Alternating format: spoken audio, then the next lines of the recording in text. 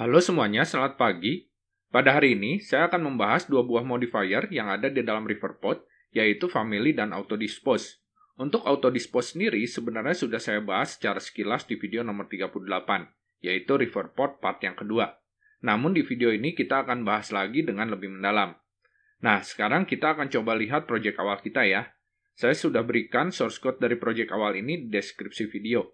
Pada video yang sebelumnya, saya sudah membahas mengenai feature provider. Oleh karena itu, di project ini saya menggunakan sebuah feature provider untuk mengambil data user menggunakan API dari regress-in. Nah, untuk regress-in API-nya itu seperti ini ya. Ini API yang udah sering saya gunakan ya untuk demo di tutorial saya. Kita akan gunakan get single user ini. Nah, sekarang kita lihat aplikasinya. Jadi aplikasinya itu simple ya, cuma seperti ini, ada go to user page. Ketika saya klik, dia akan ngeload data dari user yang kedua, yaitu si Janet Weaver. Ya, ini saya klik. Nah, keluar ya. Nah, sekarang kita lihat user repository-nya. Jadi di user repository isinya cuma seperti ini aja ya. Get user, saya beri delay 2 second supaya nanti bisa kelihatan ada loadingnya ya. Terus di sini yang kita lakukan ya cuma mengambil data dari regress-in dengan ID-nya sesuai dengan yang diberikan di parameter. Setelah itu hasilnya diubah menjadi user ya dari JSON-nya, lalu kita return. Ya, isinya cuma seperti itu aja. Di sini saya berikan log untuk membantu penjelasan saya di depan ya. Sekarang kita ke providers.dart. Nah, di sini saya punya user repository provider. Ini provider yang memprovide user repository yang digunakan. Lalu di sini saya juga punya user provider. Dia akan memprovide feature provider yang akan kita gunakan di dalam user page. Ya, di sini dia menggunakan user repository hasil dari user repository provider. Lalu dia mengambil user dengan ID yang kedua. Jadi saat ini kita paten ya, selalu ambilnya yang kedua. Sekarang kita ke user page, kita lihat ya. Di user page, isinya seperti ini aja ya. Kita akan memantau data user dari user provider. Ketika kita masih load, akan ditampilkan text loading. Kalau misalnya ada error, kita akan tampilkan errornya dalam bentuk string. Tapi kalau sudah mendapatkan data, ya kita tampilkan datanya. Ya, seperti ini. Bagi yang belum mengerti tentang feature provider, bisa lihat video saya sebelumnya ya, yaitu Riverpod part 4. Nah, sekarang pertanyaannya, bagaimana kalau kita ingin agar user provider yang telah kita buat tadi dapat memberikan data user dengan ID yang custom? Jadi tadi kan kita di sini ID-nya selalu 2 ya. Nah, kalau ini mau custom gimana nih? Kita inginnya berikannya lewat parameter. Nah, disinilah gunanya modifier family. Dengan modifier family, kita dapat memberikan satu buah parameter tambahan di dalam create function milik provider. Nah, kita langsung praktekkan aja ya. Di sini, feature providernya ini tinggal kita tambahkan begini, modifier ya, family. Nah, di sini dia akan minta satu buah tipe lagi. Ya, jadi di sini user tanda tanya itu adalah data yang dikembalikan oleh feature provider. Lalu, di sini dia butuh satu buah tipe lagi, yaitu tipe dari parameter yang akan diberikannya. Nah, di sini ID-nya integer ya, berarti tipenya itu integer. Oleh karena itu, di sini metode yang diminta di dalam family ini nggak cuman ada ref aja, tapi di sini ada ID-nya. Ya, ID-nya itu tipenya integer, karena di sini kita sudah pasang integer. Jadi nanti di sini kita tinggal minta sesuai dengan ID yang ada di parameter ID ini. Ya, tinggal kita tulis begini. Save. Nah, sekarang di user page kita perlu memberikan ID-nya. Kalau tadi kan nggak usah ngasih ID-nya ya, karena selalu paten 2. Nah, kalau sekarang dia harus memberikan ID-nya, karena kita butuhkan di sana. Nah, di sini kita kasih ID-nya, misalnya 3 gitu ya. Kita save. Sekarang kita coba jalankan ya. Kita restart. Sekarang kita go to user page. Nah, dia ngambil ID yang ketiga nih, Emma Wong ya. Jadi seperti itu fungsi dari modifier family. Nah, namun ketika parameter yang diberikan dalam modifier family ini bukanlah sesuatu yang konstan atau tetap, sebaiknya kita menggunakan modifier autodispose. agar provider yang kita gunakan tersebut dapat langsung dihancurkan atau destroy setelah kita tidak menggunakannya lagi. Karena kalau enggak, maka setiap kali kita membuat user provider dengan ID yang baru, maka user provider sebelumnya tidak akan dihilangkan dari memori. Dan ini akan membuat memori aplikasi kita bengkak.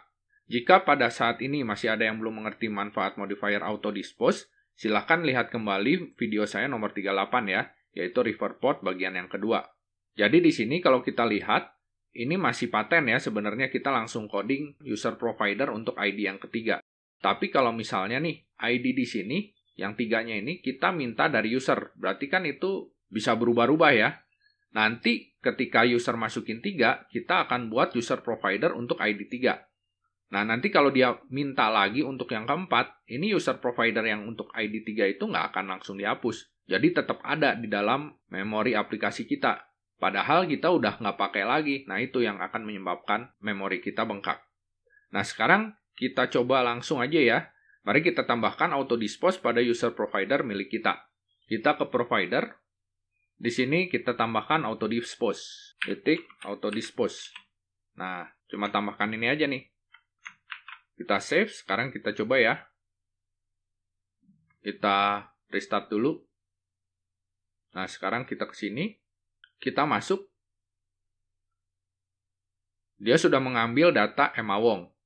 Nah, sekarang kalau kita kembali, ini langsung di auto dispose nih, si user provider tadi. Ya, jadi kalau kita masuk lagi, dia loading lagi, dia ngambil lagi nih. Ya, beda sama sebelumnya. Kalau misalnya sebelumnya nih, kita hilangkan ya auto dispose-nya.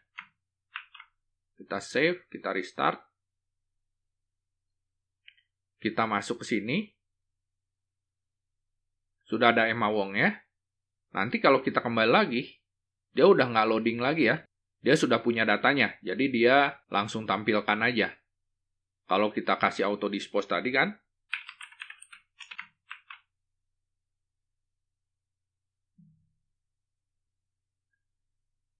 di sini setelah kita ambil, kita kembali lagi, itu sudah dihancurkan nih.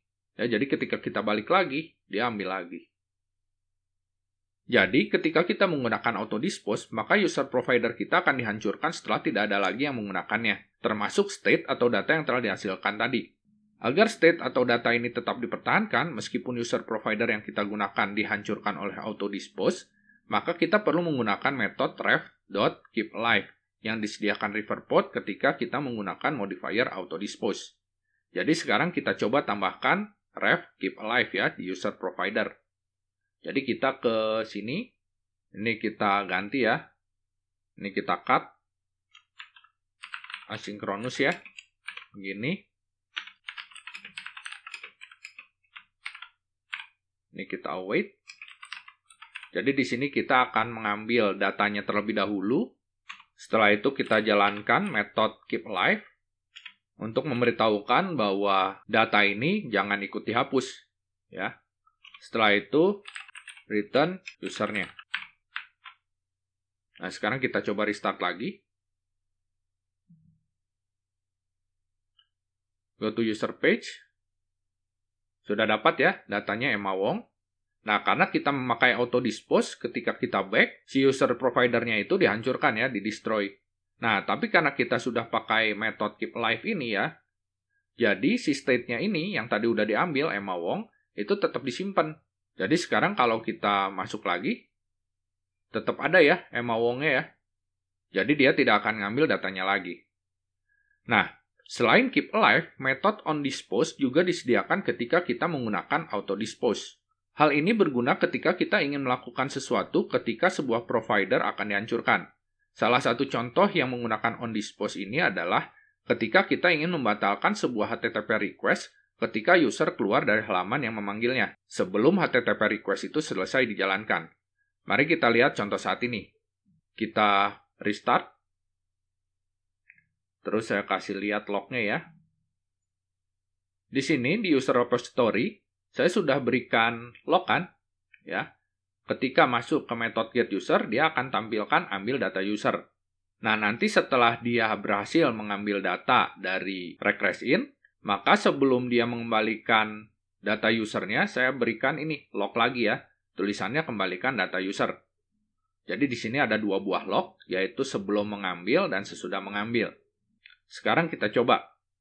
Di sini ketika saya klik Go to User Page, lalu sebelum dapat datanya saya keluar lagi ya. Perintah untuk mengambil data user ini, itu akan tetap dijalanin. Kita langsung coba lihat ya. Ini saya klik, lalu saya back. Belum dapat ya. Tapi lihat di sini. Dia ada ambil data user, lalu kembalikan data user. Jadi ada proses yang sia-sia nih, yaitu proses mengambil data ke regress in. Itu jadi sia-sia, karena kita kan udah back, udah nggak butuh datanya si Emma Wong tadi kan, tapi di sini tetap dikerjain nih. Ya, kembalikan data user. Kita coba lagi ya. Saya ke sini, terus masih loading, saya balik. Tuh, masih dikerjakan ya. Nah, sekarang gimana nih? Kalau saya pengen ketika saya back, itu di-cancel nih prosesnya, ya, proses mengambil data ke regress in-nya. Nah, itu kita bisa letakkan codingannya itu di dalam onDispose tadi. Ya, sekarang kita coba perbaiki. Di sini kita akan tambahkan satu buah field cancel token. Lalu di sini kita minta ya cancel token dari konstruktornya. Lalu kita akan pasangkan di sini. Si cancel token ini kita akan pakai untuk membatalkan HTTP request ini. Save. Sekarang kita ke providers.dart. Di sini berarti kita minta cancel token ya untuk user repository-nya. Jadi di sini saya kasih family juga.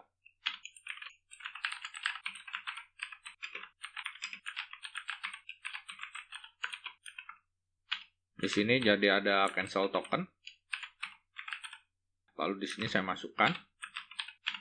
Lalu di user provider-nya di sini kita buat terlebih dahulu cancel token-nya. Setelah itu di sini ref.onDispose. Jadi ketika user provider ini di-dispose, maka saya akan menjalankan metode cancel dari cancel token tadi. Seperti ini. Nah, lalu si cancel token-nya ini kita masukkan ke sini ya, lewat parameter. Kita save. Kita restart. Sekarang kita coba ya. Saya masuk user page, lalu saya back. Nggak ada ya. Log kembalikan data usernya. Saya masuk lagi, saya back lagi. Ini udah kedua kalinya keluar print ambil data user. Tapi tetap tuh nggak keluar kembalikan data usernya. Sekarang kalau saya klik ini sampai beres ya. Nah, baru keluar tuh kembalikan data usernya. Kalau sudah keluar ya, saya back, balik lagi ya udah ada ya Emma Wong-nya. Karena kan kita simpen ya dengan metode keep alive tadi. Oke, jadi seperti ini ya cara penggunaan modifier auto-dispose dan family. Semoga dengan adanya video ini, kalian dapat menggunakan Riverpod ini dengan lebih baik lagi dan juga dengan lebih efisien. Terima kasih sudah menonton, sampai jumpa.